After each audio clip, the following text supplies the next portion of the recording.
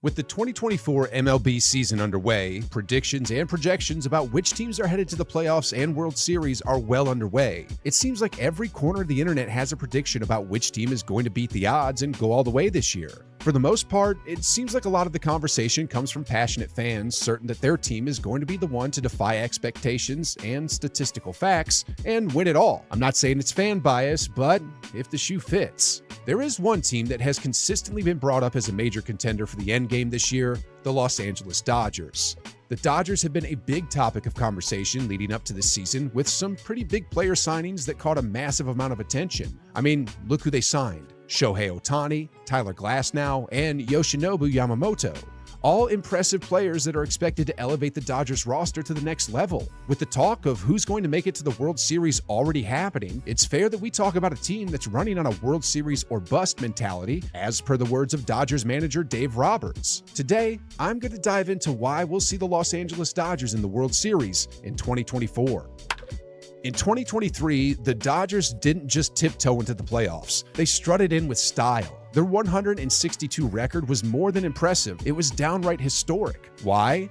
Because they became the first team in MLB history to notch 4 consecutive 100-plus win seasons in non-shortened years. Not to mention their 9th National League West title. And who orchestrated this masterpiece? None other than Dave Roberts, the man with the game plan. His strategic moves were like chess moves on the diamond, calculated, daring, and precise. Now, one of the biggest factors for the Dodgers' success are the newly signed players. It's a bit obvious given the incredible stats each player has put up earlier in their careers. First and foremost, Shohei Ohtani, the man of the hour, has been creating quite the buzz in the baseball world. Not only did he snag a jaw-dropping $700 million contract with the Dodgers, but his track record leading up to this moment is nothing short of remarkable. Just look at Ohtani's stats. He's impossible to ignore. During the 2023 MLB season, he dominated the wins above replacement leaderboard with a score of 10.1. To put it simply, WAR considers every aspect of a player's performance and their impact on the team. The more a player excels, the higher their WAR score climbs.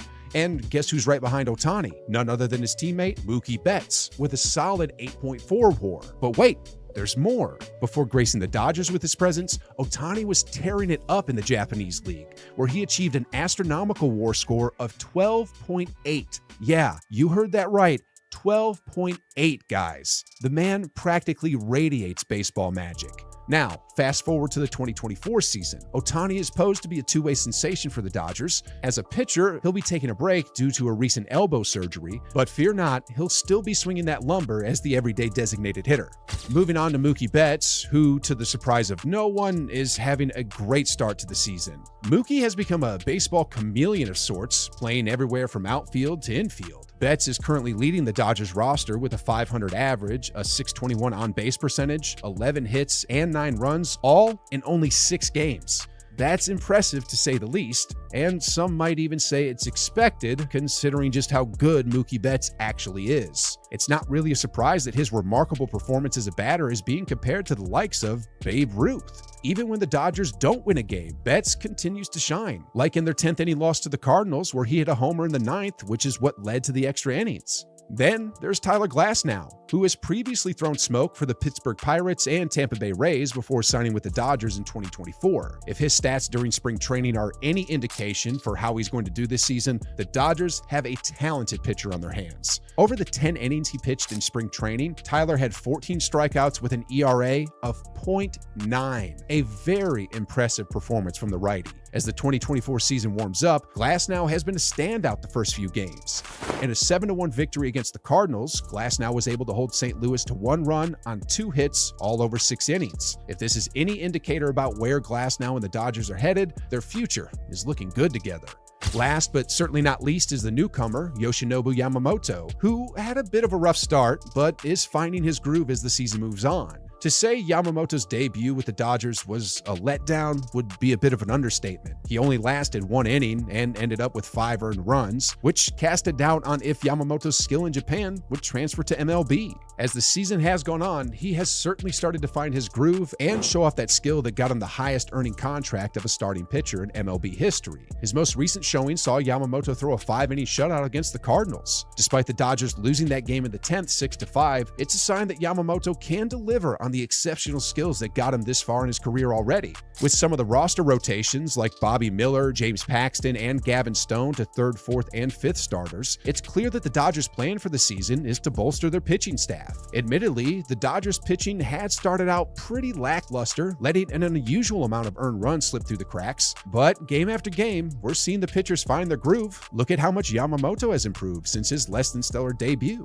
Real quick, someone whose contributions to the Dodgers can't go unmentioned either is Bobby Miller, who is currently leading the Dodgers' 2024 pitching staff in strikeouts. Miller sits at 11, followed closely by Tyler Glasnow, who holds an impressive 8. Now, let's be clear, at the recording of this video, Bobby Miller has only pitched in 1 game so far. So, while I'm not trying to jump the gun here, that 1 game is where Miller got his 11 strikeouts in just 6 innings, without a single earned run. This is coming off his 2023 season, which saw him get 119 strikeouts in 124 innings. So, if Bobby Miller keeps consistent, I'm thinking this could be a Cy Young season for the young gunslinger. It can't all be praise, though. Of course, the Dodgers are lacking in some areas, most notably infield defense. This might be a little bit confusing, so stick with me. Mookie Betts, who is probably one of the most well-rounded players MLB has ever seen, has played some infield, but for the most part has spent his career as a right fielder and a bit of second base in 2023.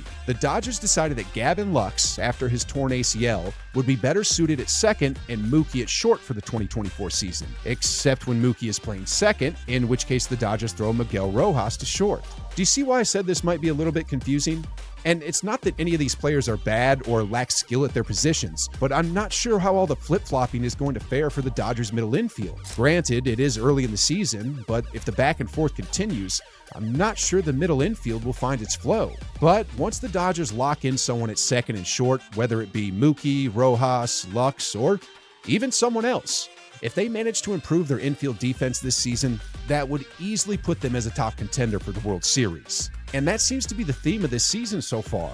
The Los Angeles Dodgers are going to be the comeback team. Despite some shortcomings so far, there are clear signs of an excellent season ahead for the Dodgers, whether it be the promising numbers put out by their players or the excellent team management that has led to a very focused and motivated Dodgers team. Now, LA does have a ways to go before they can secure the World Series this year, but they are looking like they're going to be the team to beat. With an all-star roster that is only improving with each game and a set of pitchers that aim to deliver an incredible amount of strikeouts, it's not surprising that they're projected to go insanely far this year. Sure, they fumbled a bit during the first few games of the season, but they have figured out to adjust and adapt. And I'm sure that has a lot to do with the seemingly excellent management by Dave Roberts, who has been praised for knowing his team to such a profound degree. All signs are pointing to an incredible season for the Dodgers. And I might be a little bit biased here, but I'm telling you, look for the Dodgers in the World Series this year. So let me ask you, are the Dodgers the team to beat this year? If not, then who? Let me know in the comments below, and don't forget to subscribe to Baseball Buzz.